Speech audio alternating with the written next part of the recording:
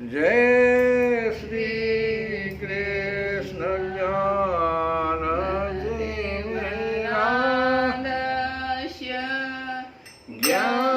ज्ञानांजन शलाकया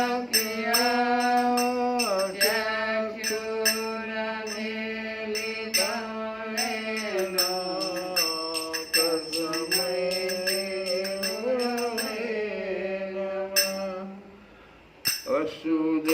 वसुदेवलोकं देवं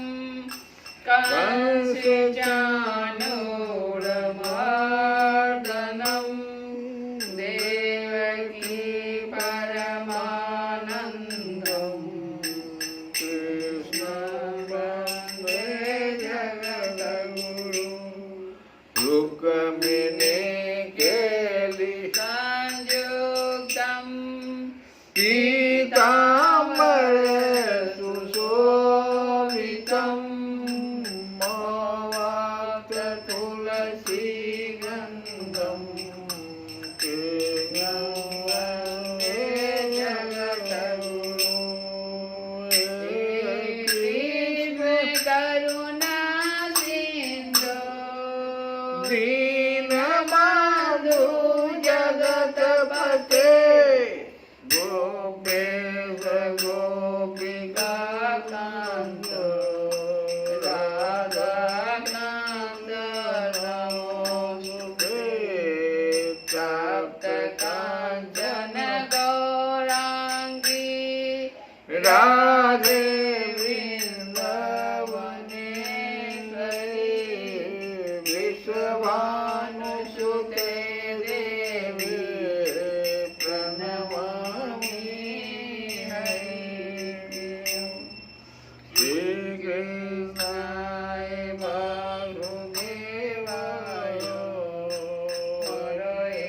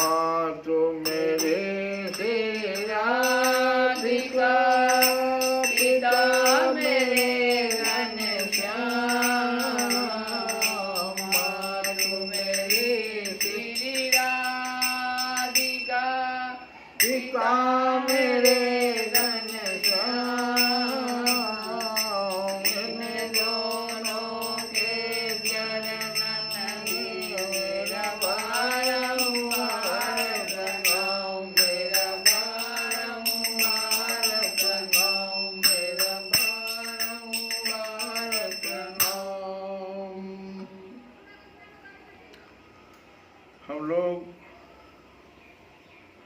अर्जुन और भगवान कृष्ण के बीच में जो संवाद चल रहा है उसी को सुन रहे हैं। भगवान बार बार अर्जुन को समझा रहे हैं कि शरीर और आत्मा में अंतर है। शरीर का तो बाल्यावस्था, तरुणावस्था और वृद्धावस्था होता है, लेकिन आत्मा का ऐसा नहीं होता कुछ। और धीर व्यक्ति, सबसे बड़ी बात इसमें यही है कि धीर व्यक्ति जो होते हैं ऐसे परिवर्तन से मोह को प्राप्त नहीं होते। ये बहुत ही संकेत जो समझने का है, उसको मनन करने का है। धीर व्यक्ति, अब धीर किसे कहते हैं इसकी व्याख्या होगी आगे, अर्जुन पूछेगा भी। तो भगवान आगे कहते हैं कि मात्रा स्पर्शाः तू कौन्तेय, यहाँ पर कौन्तेय शब्द से अर्जुन को कह रहे हैं। अभी इससे पहले बार बार गुडाकेश, लेकिन अब कह रहे हैं कौन्तेय। मात्र स्पर्शाः तू कौन्तेय शीत उष्ण सुख दुख दाह आगम अपायिन नित्य तान तितिक्षस्व भारतः।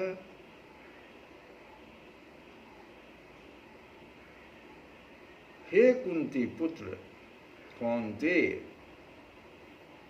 शीतोष्ण सुख दुख दाह, ये सब जो है सुख तथा दुख का ये क्षणिक उदय होता है और काल क्रम में उनका अंतर्धान हो जाता है।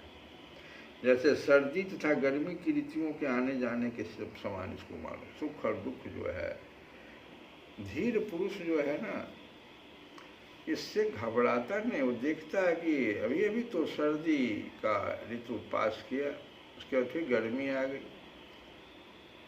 लेकिन धीर पुरुष इन सब चीज़ों से प्रभावित नहीं होता है। ये परिवर्तन तो अवश्यम भावी है। तो कहते हैं भगवान, हे कुंती पुत्र, सुख तथा दुख की क्षणिक, ये क्षणिक शब्द लगा दिए।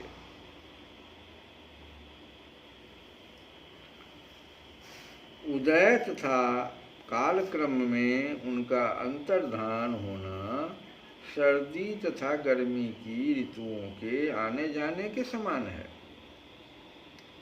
आगे कहते हैं कौन्तेय के बाद भारतः शब्द से भी अर्जुन को संबोधित कर रहे हैं। हे भरतवंशी, भारत, हे भरतवंशी, वे इंद्रिय बोध से उत्पन्न होते हैं।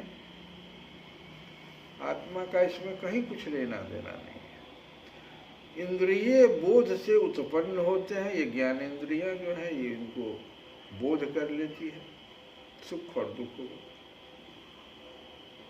और मनुष्य को चाहिए कि अविचल भाव से उनको सहन करना सीखे। तितिक्षस्व, तितिक्षस्व मतलब होता है सहन करने का प्रयत्न करो। तो कर्तव्य निर्वाह करते हुए मनुष्य को सुख तथा दुख के क्षणिक आने जाने को सहन करने का अभ्यास करना चाहिए। अब जैसे वैदिक का आदेश देखो, वेद हमारा कहता है कि मनुष्य को माघ महीने में प्रातः काल स्नान करना चाहिए। उस समय अत्यधिक ठंड पड़ती है, किंतु जो धार्मिक नियमों का पालन करने वाले हैं वो स्नान करने में तनिक भी झिझकते नहीं। इसी प्रकार एक गृहिणी भीषण से भीषण गर्मी की ऋतु में मई जून के महीने में भोजन पकाने में हिचकती नहीं। आग के पास, आग के समीप रह करके भोजन बनाती है। तो जलवायु संबंधी असुविधाएं होते हुए भी मनुष्य को अपना कर्तव्य निभाना होता है।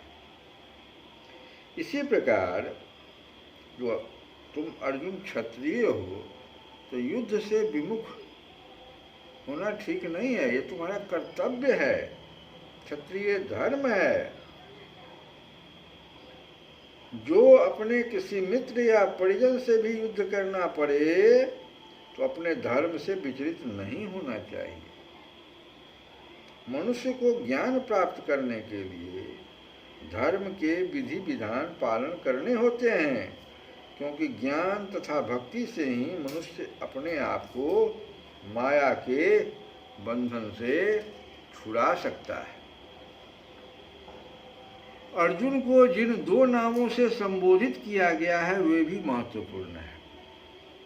कौन्तेय कहकर संबोधित करने से यह प्रकट होता है कि वह अपनी माता की मातृकुल से संबंधित है, और भारत कहने से उसके पिता की ओर पितृकुल से संबंध प्रकट होता है। तो दोनों ओर से उसको महान विरासत प्राप्त है। ये भगवान कहना चाहते हैं, तुमको दोनों ओर से, मातृकुल से भी और पितृकुल से भी महान विरासत प्राप्त है। महान विरासत प्राप्त होने के फलस्वरूप कर्तव्य निर्वाह का उत्तरदायित्व आ पड़ता है। अतः तुमको युद्ध से विमुख नहीं होना चाहिए।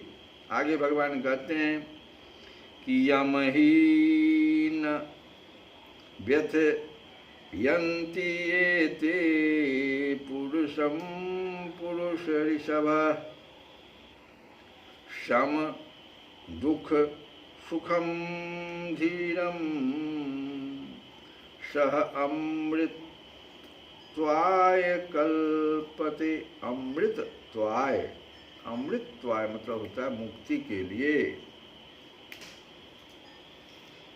हे पुरुष श्रेष्ठ अर्जुन, जो पुरुष सुख तथा दुख में विचलित नहीं होता है, ये ऊपर कहा भगवान ना कि सुख दुख ये क्षणिक है, इसमें नहीं विचलित होना चाहिए। धीर पुरुष विचलित नहीं होता है, और जो पुरुष ऐसा करता है, सुख दुख में विचलित नहीं होता है, व्यथयंती मतलब विचलित नहीं होना, और इन दोनों में समभाव रखता है। सुख हुआ तो खूब खुश, खूब सुखी, खूब जो है प्रसन्नता मत जाहिर कीजिए, और दुख भी आया तो खूब दुखी होइए मत, समभाव में दोनों को सहन कर लीजिए। तो दोनों में जो समभाव रहता है वही निश्चित रूप से मुक्त होने के योग्य है।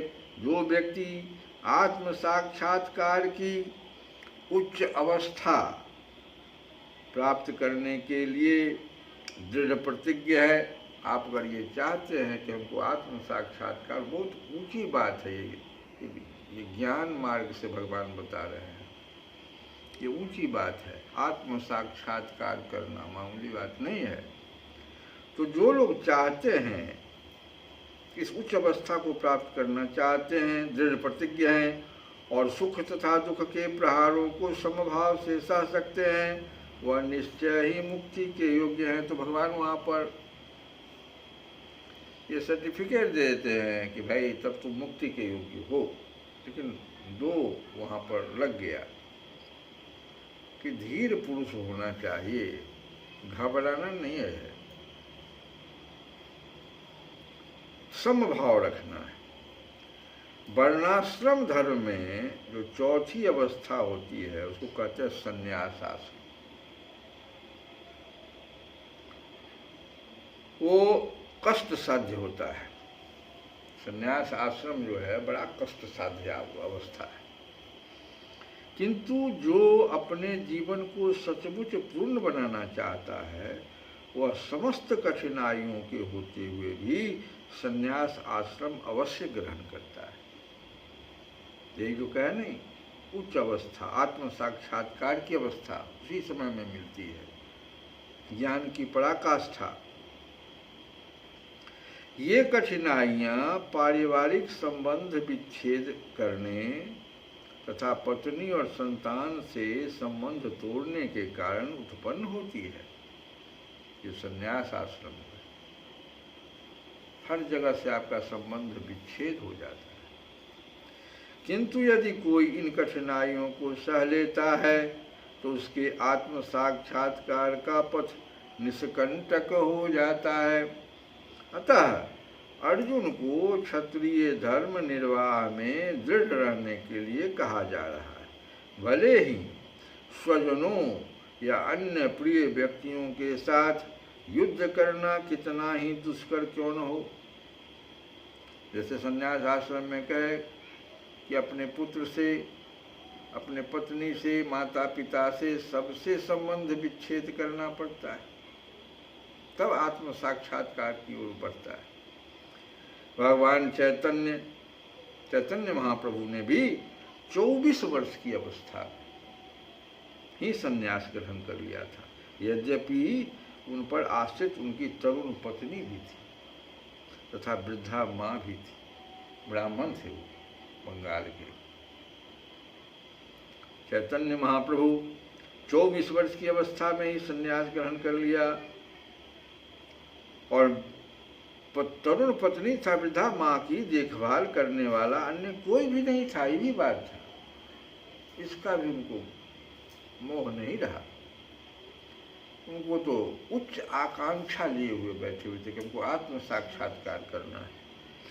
तो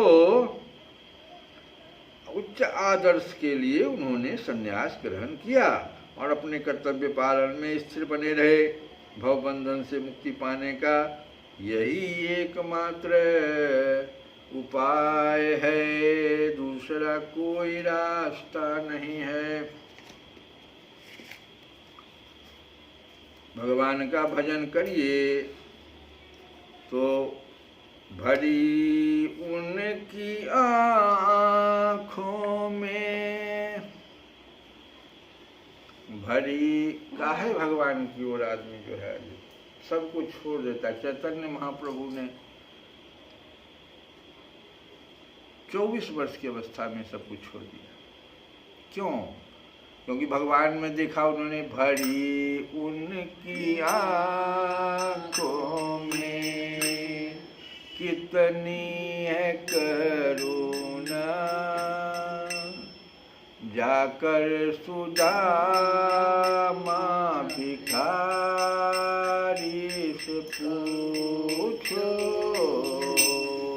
जाकर सुदामा भिखारी से पूछो। भरी उनकी आँखों में कितनी है करुणा, जाकर सुदामा भिखारी से पूछो, जाकर सुदामा भिखारी से पूछो। है करामात क्या उनके, भगवान के करामात है ये, है करामात क्या उनके चरणों की रज में, जाकर के गौतम की नारी से पूछो, जाके गौतम की नारी से पूछो। अरे प्रभु कैसे सुनते हैं दुखियों की आहें, तुम्हें ज्ञात हो राजा बाबली की कहानी। प्रभु कैसे सुनते हैं दुखियों की आहें, तुम्हें ज्ञात हो राजा बलि की कहानी। निराधार का कौन आधार है जग में, निराधार का कौन आधार है जग में। ये प्रश्न द्रुपद दुलारी से पूछो, ये प्रश्न द्रुपद दुलारी से पूछो। बड़ी उनकी आँखों में कितनी है करुणा, जाकर सुदामा भिखारी से पूछो, जाकर सुदामा भिखारी से पूछो। क्षमाशीलता उनमें कितनी भरी है, बताएंगे भृगु जी वो सब जानते हैं। भृगु जी ने लात मार दिया भगवान के हृदय में। क्षमाशीलता उनमें कितनी भरी है, बताएंगे भृगु जी वो सब जानते हैं, बताएंगे भृगु जी वो सब जानते हैं। हृदय उनका भावों का है कितना भूखा, हृदय उनका भावों का है कितना भूखा। विदुर सबरी से बारी बारी से पूछो, विदुर सबरी से बारी बारी से पूछो। भरी उनकी आँखों में कितनी करुणा, जाके सुदामा भिखारी से पूछो। श्री कृष्ण गोविंद हरे मुरारे हे नाथ नारायण।